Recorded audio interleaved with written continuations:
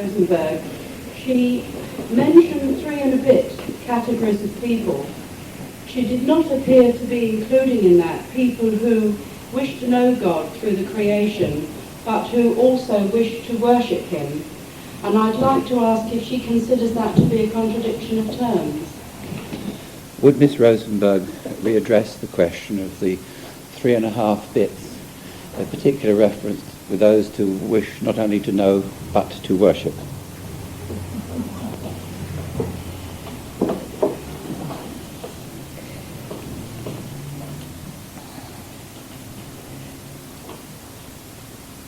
These divisions can never really be entirely clear-cut,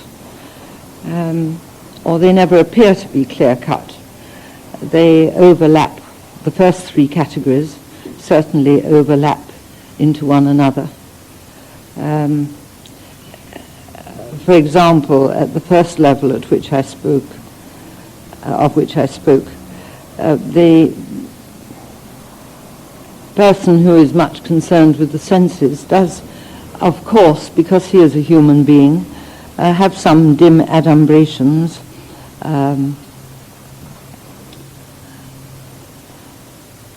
of other worlds beyond the physical, but he chooses to set them aside. And in the same way, it appears that those who desire to worship very often also desire to know.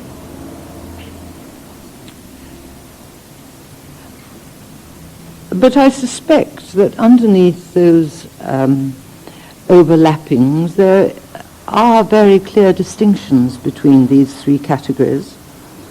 And the overlapping comes about because although there may be one condition relating to our particular nature, that we may refer more to the heart, which worshippers do, rather than to the head, which the thinkers do.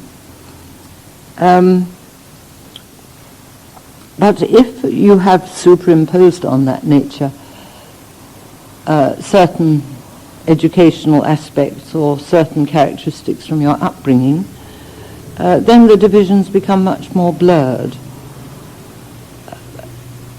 And these superimpositions on one's ordinary nature can vary very much according to the place one finds oneself and the time, the customs of the community, the traditions, if there are any left.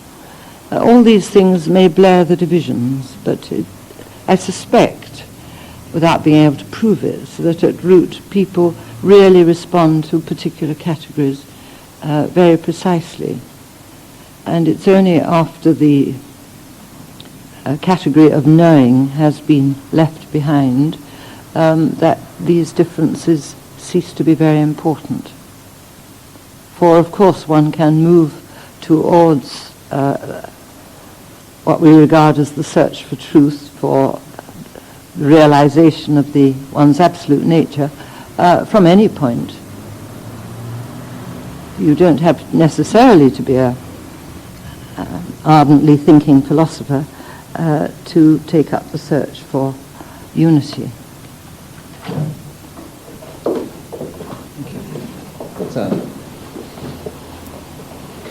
I think the contemporary philosopher would say that you can't talk about religion for very long without mentioning faith, without talking about faith. And you would say that faith is not knowledge.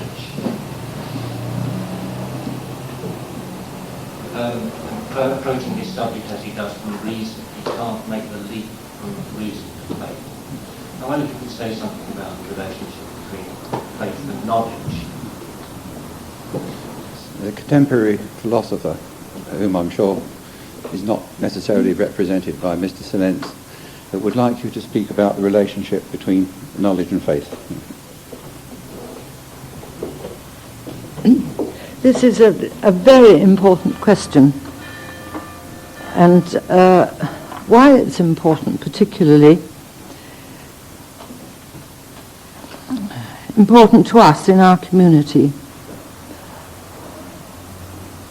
There is no doubt that quite extraordinary inventions have been made, discoveries established, technology advanced, and science developed quite extraordinarily in recent years. But science has come to a sort of impasse at the moment. The leading scientists seem to be in the field of physics, and they are stuck because there don't seem to be any physicists who are prepared to take the step into metaphysics. And that is really what your question is about.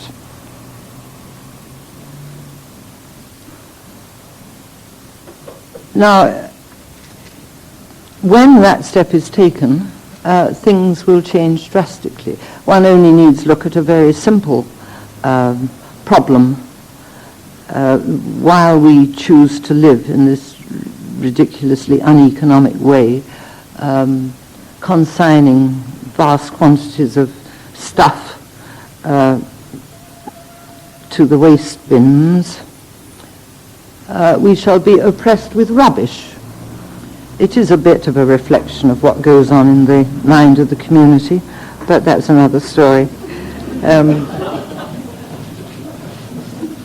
If we are not to be surfeited by our own rubbish, our own discard, somebody has got to find out what is the true nature of the elements that make up the creation. Have really got to find out, well, just that. There is no new situation in the creation. Everything is provided for, and if we make asses of ourselves in a particular way, well, creation will graciously provide a way out, but we have to find it. Now, the good leading physicists, leading scientists in any sphere will tell you that they appear to have reached the absolute limit of knowledge to be acquired through the sensory world, or through the world reached through the ordinary mind. And they are teetering on the brink of another step. You suggest that in order to take that step, faith is needed. And I think that's probably quite right. There's got to be something to counter the fear, this fundamental desire for security. And until that is set aside, then we have come to that sort of stop.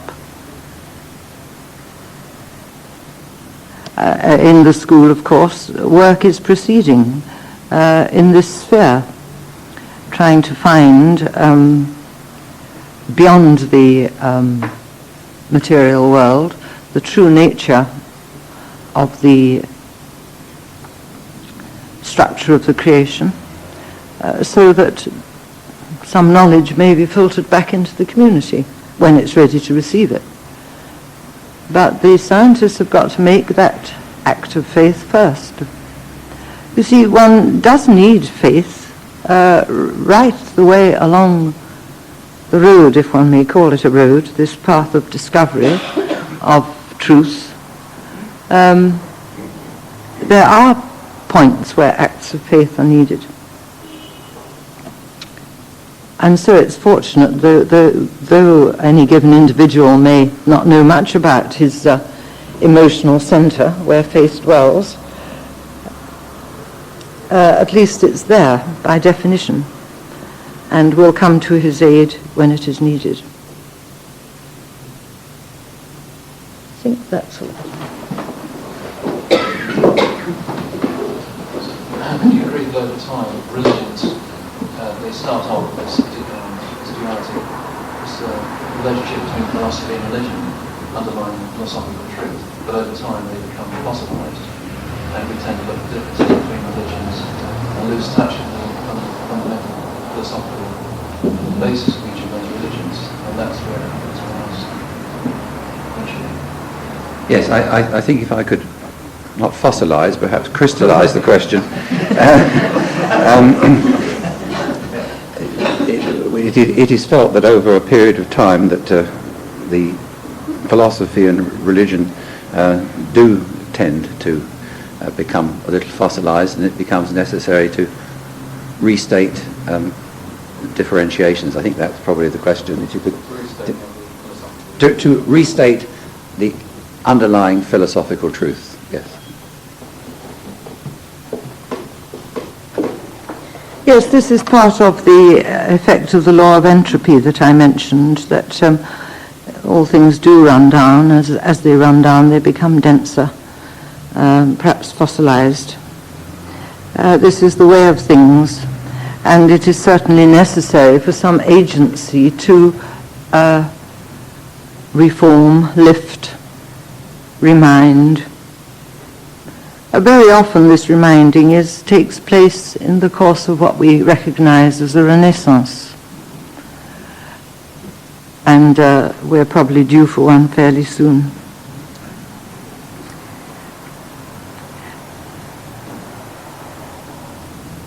What we have always understood is that this reminding has to come from outside the area which needs the reminder. And in fact it is school of truth, that has the duty of reminding. For any wise man who arises, using the description of the wise man as he who has realized his absolute nature, is always accompanied by a school. I know of no exception to this. The school is there as a preparation for him and remains there to further his teaching in the world at large. So the refreshing, the reminding, whatever you would like to call it, will always come from some source, certainly within the creation, but which is in a way detached from the needs of those that it would serve. For without that detachment, you can't be of use to anybody.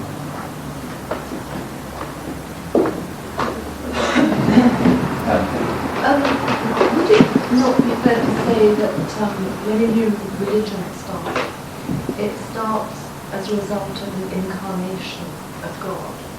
Whereas when philosophy starts, it starts from the movements of man. Hence, it's not therefore a religion closer to the natural order of creation, because that's what God sends his chap down to. It is proposed that religion begins from an incarnation of God, and that philosophy may be considered as the work of man, and therefore one might be led to assume that religion would be perhaps the superior study.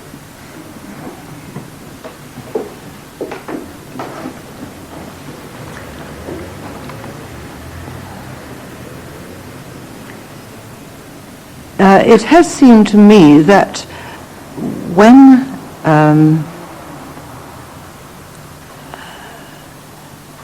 as we say, God incarnates himself, it is because there is a truly desperate state in society.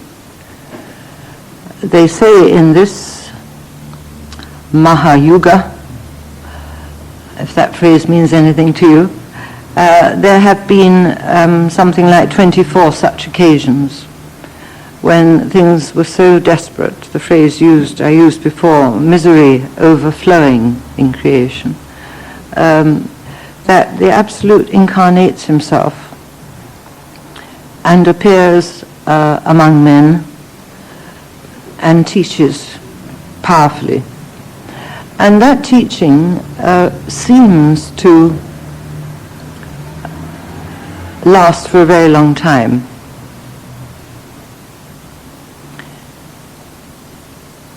And such beings we know of as Rama and Krishna and Jesus, of course. And they take up a form which is going to be most useful to society at the time. Krishna, as we know, appeared as a member of the society and a pal of Arjuna and other heroes of the time. Had a dreadful nagging wife who thought she could get the better of him but didn't. They do appear as other men up to a point.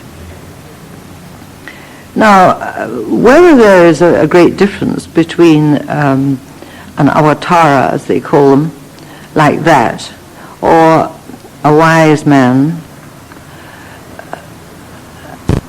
I really don't know. I don't know what the answer is to that. You see, the sound of Socrates has resonated over 2,400 years. I mean, some call it Plato, but it's such a united voice, who knows? But Socrates never claimed to know anything. Quite the contrary, he disclaimed all knowledge. And if you had really pinned him down, he'd have probably said, well, he just breathed in the atmosphere of Pythagoras. And if you'd asked Pythagoras, he'd have said, well, of course, Hermes Trismegistus. And Hermes would have said, well, Orpheus. These men are not limited to religion or to philosophy. In fact, they have no limits in terms of their view of themselves or their view of what they put into the community. So I can see what you suggest is quite an inviting sort of tidiness, but I don't think it's right. But I can't actually prove that it isn't.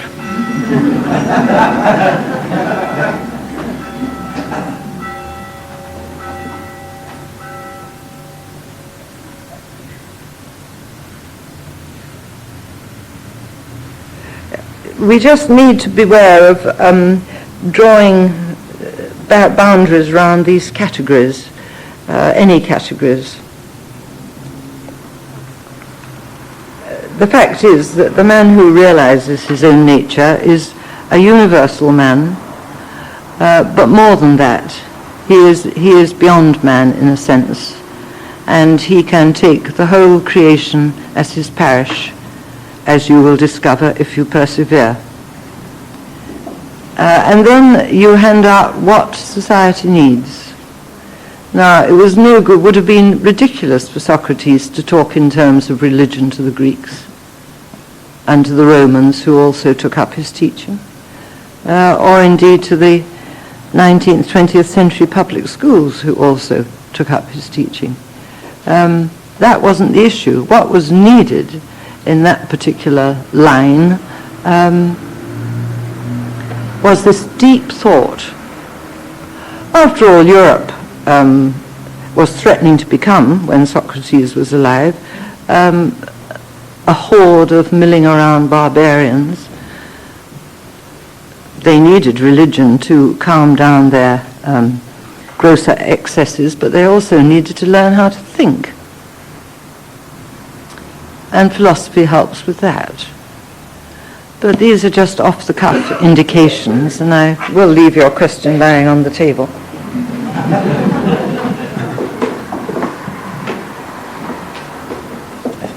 Lady at the back. Amongst all the jungle of philosophies and Christianity and the so-called New Age thinking, how can we actually recognise where perhaps Satan may be playing some part? Among all the jungle of religious and New Age thinking, can anything be said about the place of Satan where he plays his part.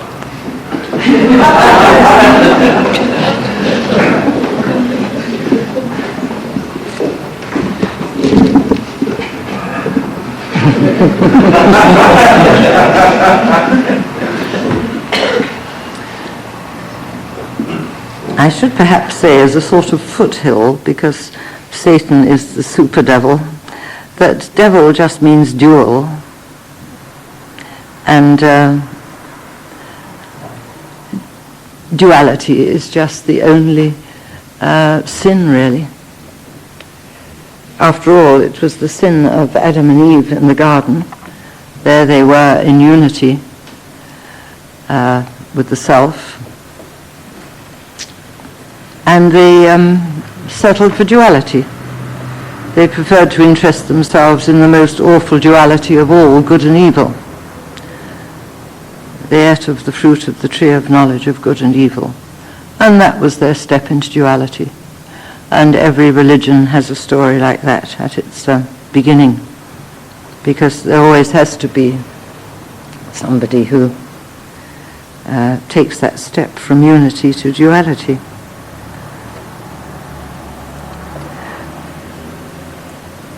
Satan is a sort of personification, as I understand it, of those things that human beings don't like about themselves. There are what we might call evil influences in the world. In fact, they are sounds, essentially. And there are a lot of evil sounds about. They start, of course, at great depths. And they come up through minds and then are magnified. And they are particularly magnified, again we have our authority in Socrates, through music. And that is why, as he says, when music changes down the scale away from harmony, then the state is in trouble. And you only have to listen a little to know that this is so. But every religion, every teaching speaks of these evil influences, and they certainly do exist.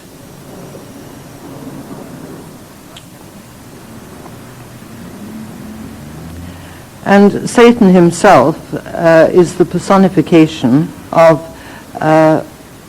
this duality. You remember how Milton put it, that he said, better to reign in hell than serve in heaven. That's the ego speaking. It's the ego that leaves unity for duality, because duality gives him a foothold, even if it's a very beautiful foothold, like saying me and my God. It's still a foothold on duality.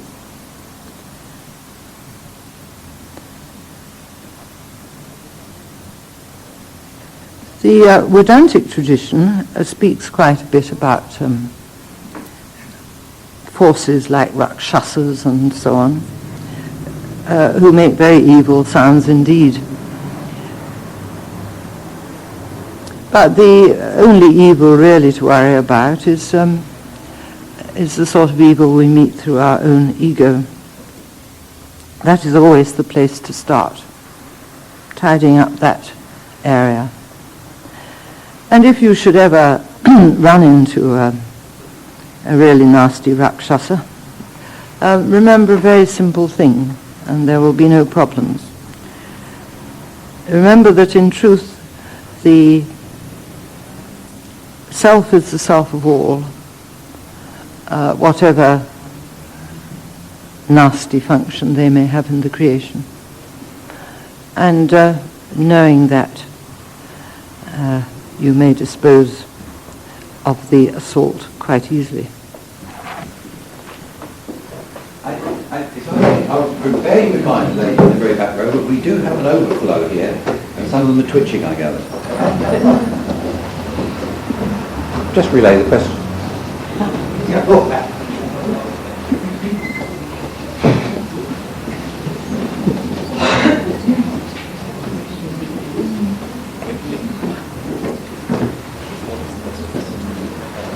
What is the question is, what is the most pressing need at the moment?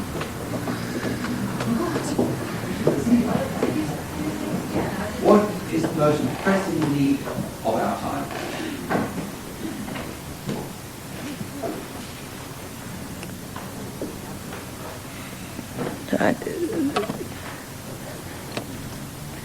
Basically, that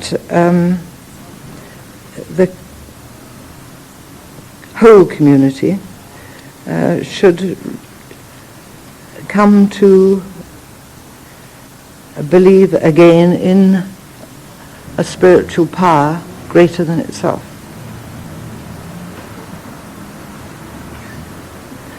A spiritual power, that is, which is positive,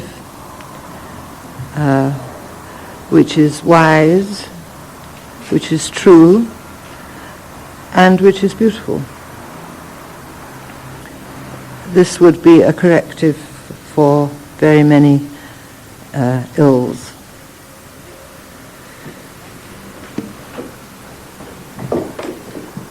Now, I wonder whether Mrs. Rosenberg could say something about religion in the sense that it can be used as an instrument of control. as an instrument of Control. control. Yeah. Yes. Could you say anything about the use of religion as an instrument of control?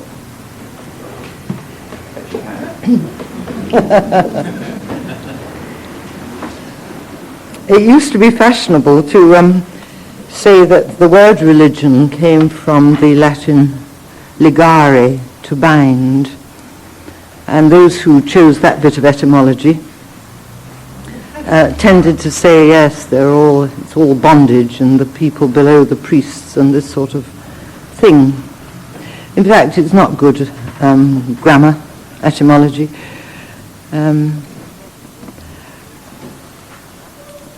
The derivation I prefer is that given by Skeet when he says religens is the opposite of negligens, and negligens is that which you neglect, do not care about, refuse, and so on.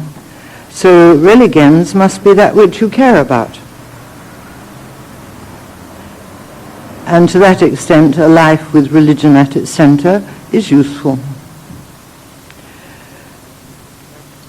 After all, the whole point about category 2 is that you begin to care about something outside yourself, outside your own little sensory world. So it's progress.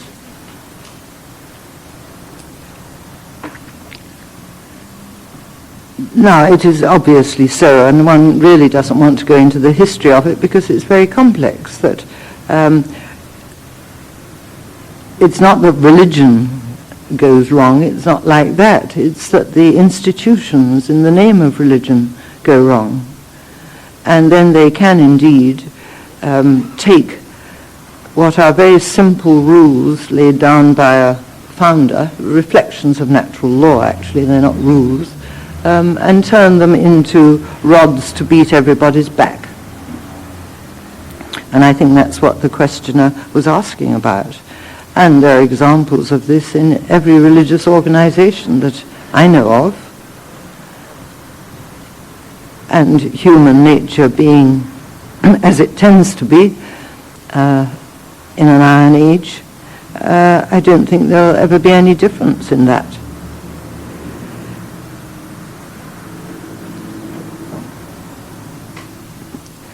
The condition when one starts to seek the unity of truth is a very free one. You're not allowed to linger in the belief that this 5'5" of bones and blood and stuff, plus a bit of mechanism up here, represent one's limits. The only limits acceptable in stage 1 are the limits of the creation, and they also have to be transcended. And that means the creation in all its 3 worlds. And the poor people who have their sights in that direction,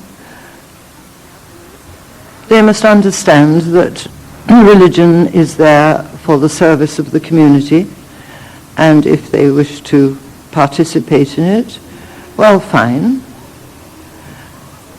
But understand its capacity for bonding, and that capacity for bonding is useful to the society very often.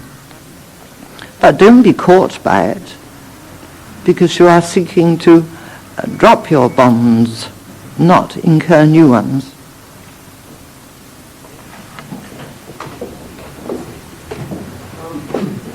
Most, if not all, religions invoke a god or a creator, and the term creator is also used by the school of philosophy.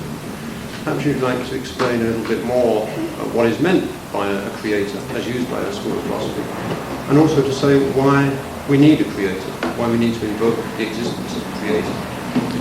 The questioner asked, could you say a little more about the creator, the role of the creator, and whether we in fact need one?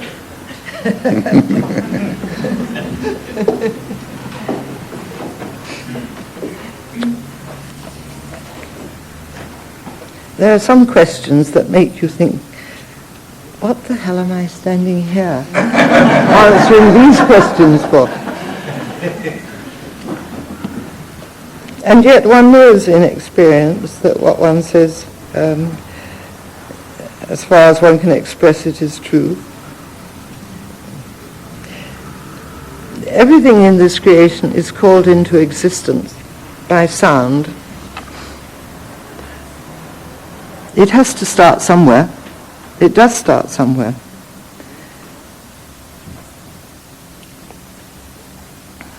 When I say somewhere, I'm not being literal. Where the word, the original word lives, the Logos, is not in our world of time.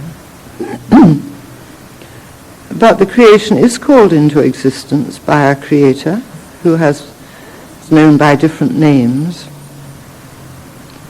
But he is only an aspect of the absolute truth, that which we know familiarly because of the glory of the English language as the self,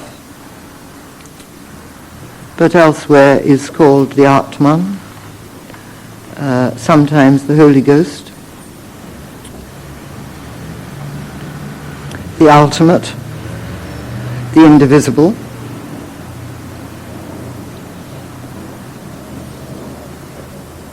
So there is the truth, there is the self, but there is also a creation. The self is composed of pure consciousness. And within that pure consciousness arises, from time to time, a creation. When I say from time to time, there always is a creation, but sometimes a creation comes to the end of its cycle, and a new one starts. But it's always sounded into existence. And then the merry play starts. Creation is on. The laws are also sounded into existence, the laws for all the creatures, and the play proceeds. But it is only a play, and it all goes on within the consciousness. This is why Shakespeare spoke about our being such stuff as dreams are made of. The Creator sort of dreams us, and a jolly good dream it is too. That is the relationship I think you wanted as to that which is. As Socrates would say, that which is pure being, and that which is always becoming, because it's always changing.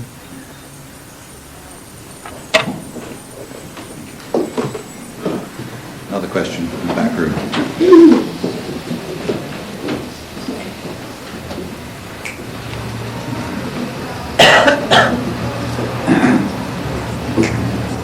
We're having a question from the back room. Would you like to just come and maybe want to hear this before? Sorry? Would you like to stand here and see this question? This is a...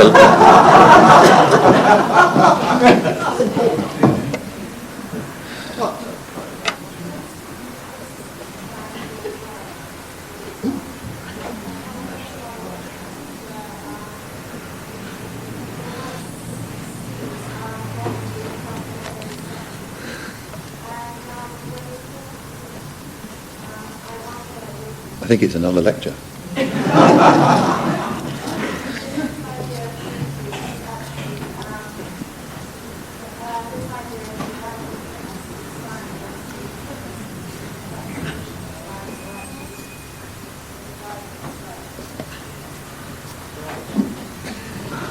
Very, very nice question about...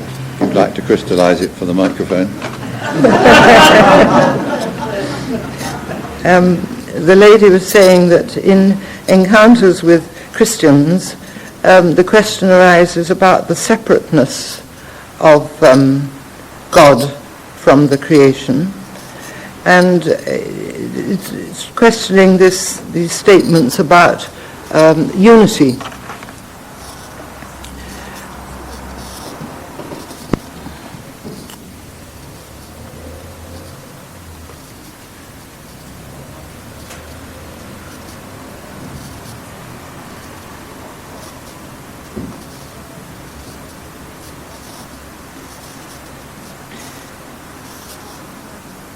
Unity means what it says, that there is nothing separate in the creation, nothing separate from the pure consciousness, for it all takes place in the pure consciousness. And in a sense, of course, one discriminates between this pure, immortal, infinite self and the creation that goes on within it. But this isn't really a valid distinction. There is no separation anywhere.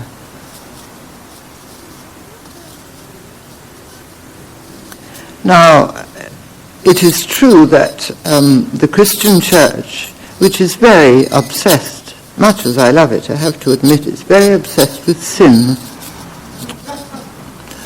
And it's the most important thing in the Christian tradition is to keep God carefully away from sin. And indeed, some of the essence of the suffering of Jesus, which wasn't at all suffering as it's normally understood, had to do with taking on the sin, the misery of the world. That's valid enough. But even that is really just part of this play of creation.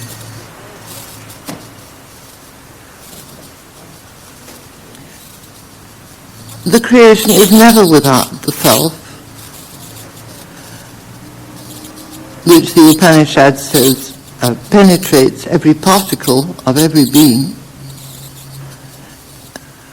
while Krishna says it all goes on inside me, speaking as the self, as the pure consciousness.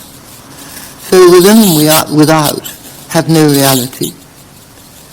The unity is absolutely total.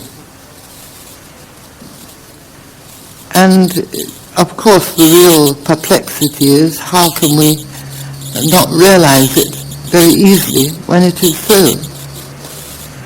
But as Jesus said, kingdom of heaven is thick upon the earth and men cannot see it.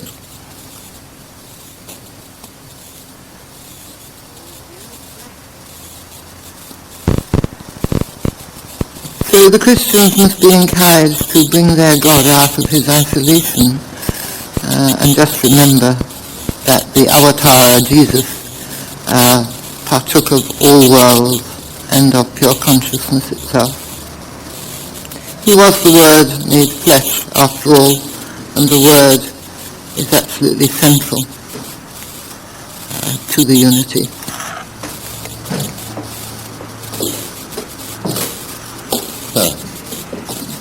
But all the religions of the world are searching for the truth. The majority of them have something in common: prayer. Now, and it gives their followers a tremendous amount of comfort. I would like Madame Rosenberg's thought on prayer, and just to say that the prayer herself these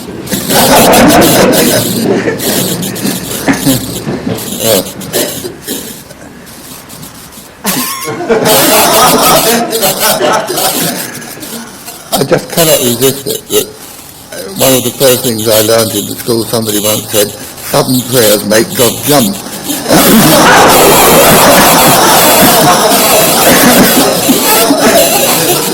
So if you could add something sensible to that,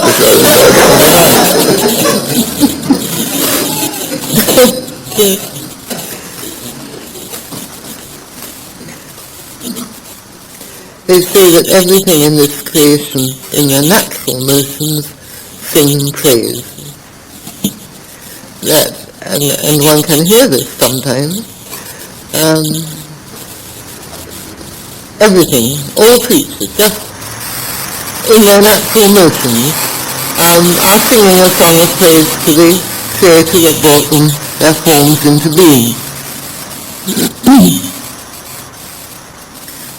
And this is not just birds and beasts, it is, again, to quote Shakespeare, and Ticina and everyone else who has ears to hear, the music of the spheres is of the same order.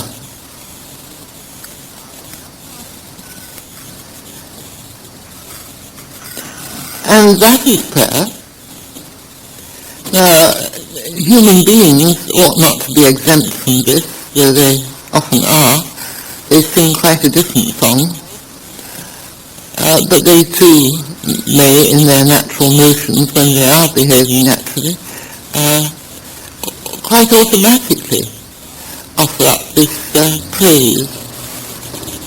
Now, if they are not aware of this, then it's a jolly good thing to sing praise, because singing is always useful for the human spirit. It should start every day, especially for young human beings. But when you come to the sort of prayer which is asking that two and two will not make four on this particular occasion, it is what most of our prayers turn out to be. Oh God, don't let him know me down, although he's coming straight at me. Requiring that the Creator should set aside natural law for my benefit. This we don't actually find very useful. And even those prayers which arise to all our lips in an emergency, in a crisis, or maybe after the crisis in an expression of gratitude, yes, of course, they're better than some other attitude, but they're not awfully useful. Here's this creation, there's the Creator, and he delegates to all sorts of powers and forces, which are within us as well as without us. Mind is a great God. The illusion that it's individual merely sends people into mental breakdowns. If they realize that there's a universal power, they'd be mentally healthier. But even so, it is within the individual as well as outside. All the great forces of nature are gods, if you like, just to give them that name. But it's no good studying them that they will change the natural law about the way a river flows or the way the sun shines, because it doesn't happen like that. So that sort of prayer petition, if you're on a serious path, it's not awfully helpful. Just maintaining your limits. Because you see, once you know your own self, you know that you are quite beyond these limits. You are in fact beyond the law. Because the law is for the creation, and he who knows himself is beyond that. So let the people sing their praises, I would say, and say occasionally a prayer is uttered here, possibly out of an old-fashioned habit, but let it be a prayer of praise, which the gods are happy to receive, but not a prayer that the creation be altered for my benefit.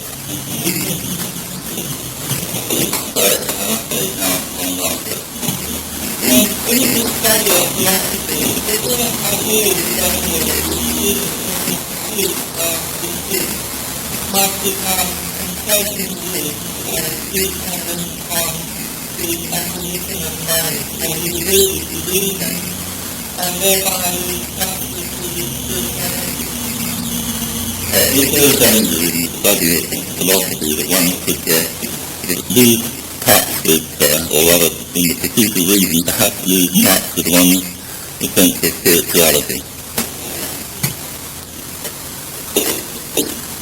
There is very considerable danger in that, particularly when one is a student of philosophy and one desires to know above all else. It is perfectly possible to be rather pleased with this knowledge and become totally complacent about it. That's quite right. And that's one of the things that one has to guard against year in, year out.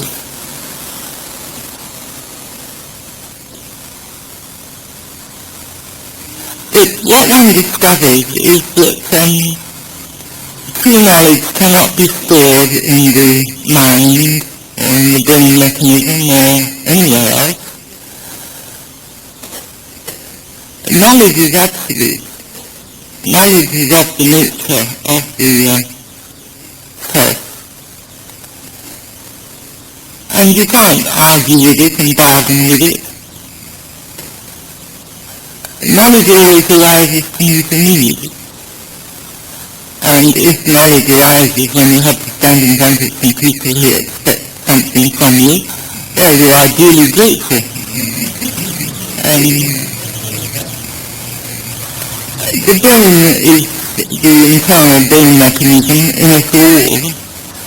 It stops the instant impressions, all sorts of knowledge is picked up from our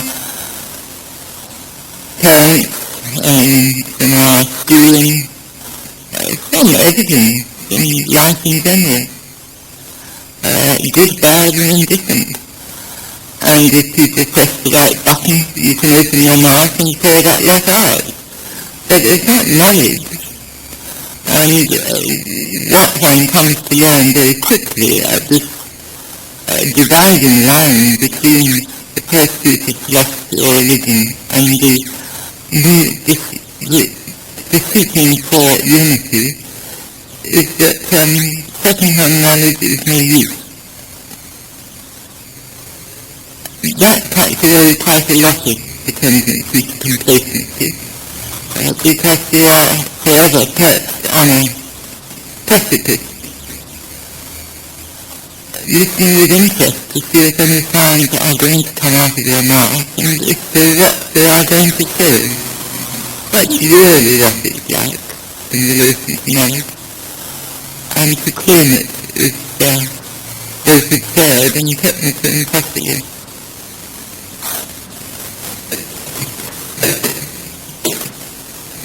Well, thank you very much. secular.